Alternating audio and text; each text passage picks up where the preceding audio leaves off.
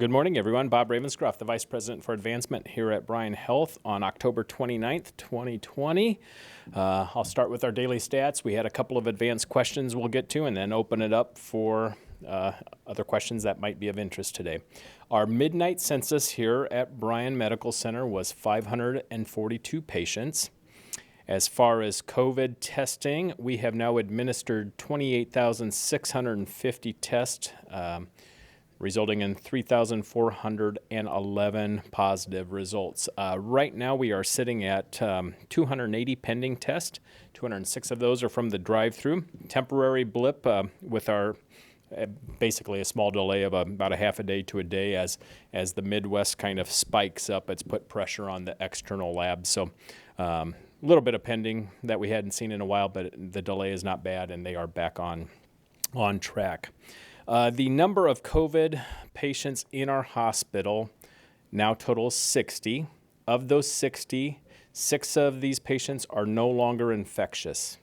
Of the 54 that are infectious and in the hospital, 28 of them are from Lancaster County and 26 of them are from outside of Lancaster County.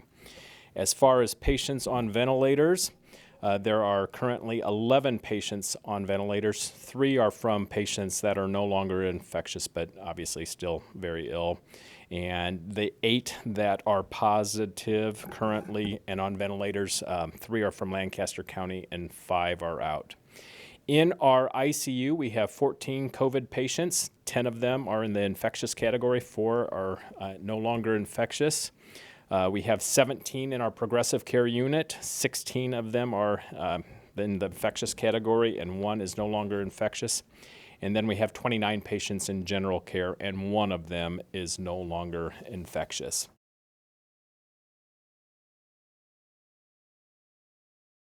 First of all, in general, Bryan is not testing asymptomatic patients unless there is an accompanying physician order.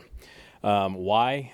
I'd say the first reason is when they come to us, clinical verification is really important for the most appropriate level of treatment and care.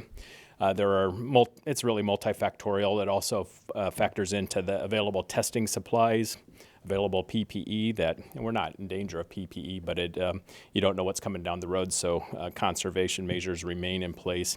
And then most importantly, it dictates the isolation procedure or resources that are required.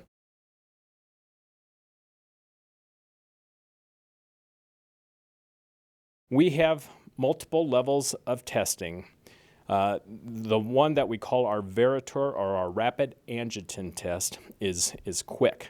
Our average turnaround time is about 24 minutes there. The range is 18 to 35 minutes.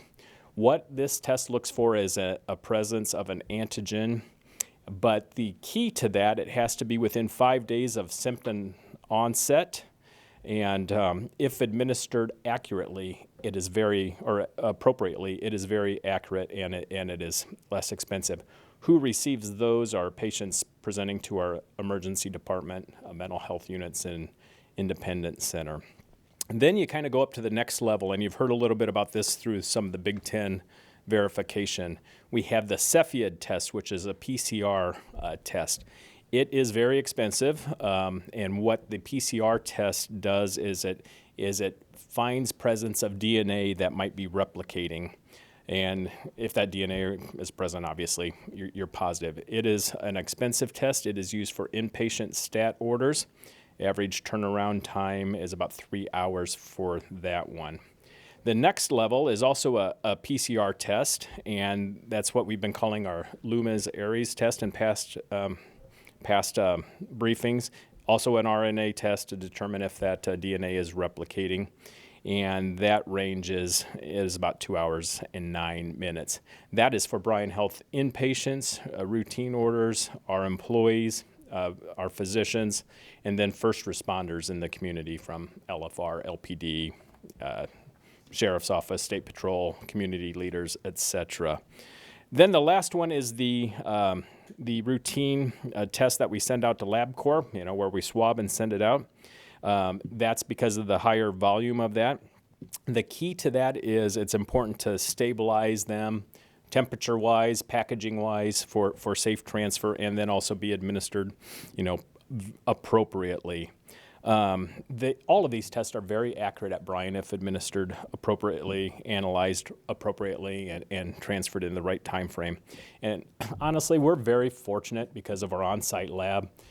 These people go to extensive schooling, and they're very highly skilled employees. So when you're talking sterilization procedures, lab techniques, cross-contamination prevention, they're all critical for the accuracy of a test. And I do believe that's one of the things the health department is paying attention to, and what you might be hearing on false negatives at other places throughout it. And it's probably how the test is administered and potential cross-contamination. Thankfully, we do not have many of those issues at Bryan.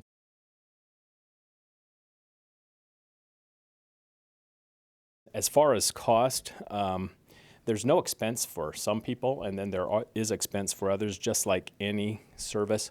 What will happen when a patient comes to Bryan is we will bill insurance. The amount of coverage from that company varies by company, and then the patient, again, like any other service, is billed the difference. However, it's important to note that many of the patients will qualify for financial assistance, which would include, no or very little financial obligation. So if a physician directs you to Bryan for testing here, we don't want anyone to be deterred by pricing, because there's back office folks that will help people work through that. And I think, just for example, to put this into context of how this isn't unique to COVID, last year in our most recent annual report where we report community benefit, Bryan in 2019, that's the most recent numbers I had, provided over $107 million in free or subsidized care. Almost 17 million of that came from outright charity care. The remainder is from unreimbursed components of Medicare, Medicaid, and other public programs.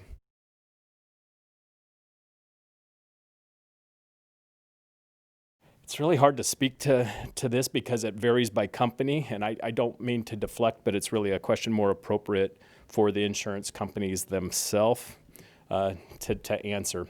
I do know from personal experience, I have a child who plays sports in college, not on the Big Ten football team. So when there's something that happens there that requires testing, they're directed to several different locations. As someone on a high deductible plan, I know that these aren't putting a dent in the deductible, so we're paying out of pocket. Honestly, I think it's going to be a case-by-case situation based on anyone's individual insurance status.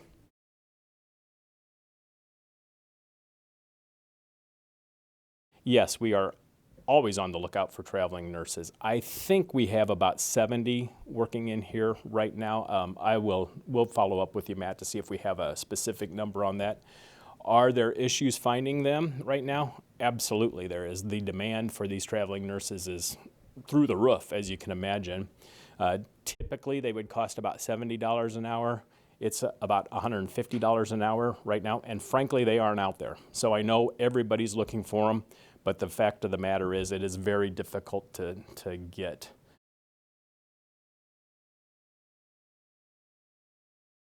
It will all be poured back into staffing in one way or another, and we will be getting that details to you as that's rolled out. It has not been announced to our staff yet, and so forth. That will be yet this week. But yes, we are going to use that, and it's going to directly go back into staff and trying to play a part in solving the supply and demand crunch that we have right now.